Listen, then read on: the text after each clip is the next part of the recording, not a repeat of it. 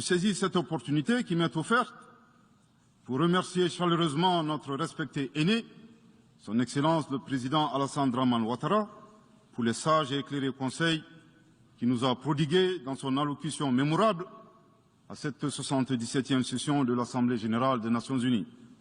Nous prêterons une attention particulière au troisième mandat, qui ne sera pas possible. Le troisième mandat.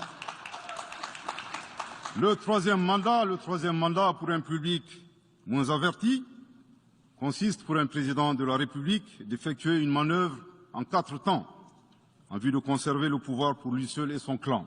Premier temps, presque en fin de second mandat, donc en principe non rééligible, il s'agit pour le président de la République sortant de déclencher une révision constitutionnelle de manière non consensuelle. Deuxième temps, au cours de cette révision constitutionnelle, le président de la République sortant modifiera quelques dispositions constitutionnelles. Troisième temps, une fois la nouvelle constitution adoptée, sur fond de crise politique naturellement, le président sortant devient candidat en violation de la limitation du nombre de mandats à 2. Sa candidature est alors justifiée par l'adoption de la nouvelle constitution et le prétexte est tout trouvé. La limitation du nombre de mandats à 2 concernait l'ancienne Constitution. Par conséquent, il est candidat au regard de la nouvelle Constitution adoptée. Quatrième temps, une farce électorale est organisée. Forcément, il remporte les élections et s'ensuit une chasse impitoyable aux opposants politiques, dont certains sont arrêtés, d'autres s'exilent et d'autres assassinés. Les allégeances sont obtenues grâce au pouvoir de l'argent, le clientélisme et les intimidations.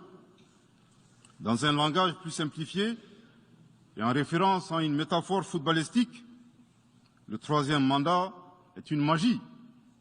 C'est l'art de se dribbler soi-même tout en gardant le ballon.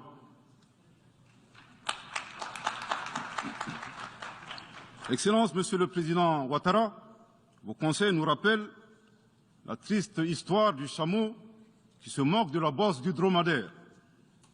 Malgré les efforts tangibles de la transition malienne, dans la mise en œuvre des chronogrammes des réformes politiques et institutionnelles et celui des élections, salués par la communauté internationale, Madame la ministre des Affaires étrangères de la junte française, à qui le Mali n'a pourtant rien demandé, a estimé qu'il n'y avait pas eu de progrès, oubliant que nul ne peut aimer le Mali plus que les Maliens eux-mêmes. Sa position singulière et son adversité ne nous surprennent guère. Victor Hugo, dans Claude Gueux, a classé le genre humain en 2 catégories, en indiquant, je cite, qu'il y a des hommes qui sont faits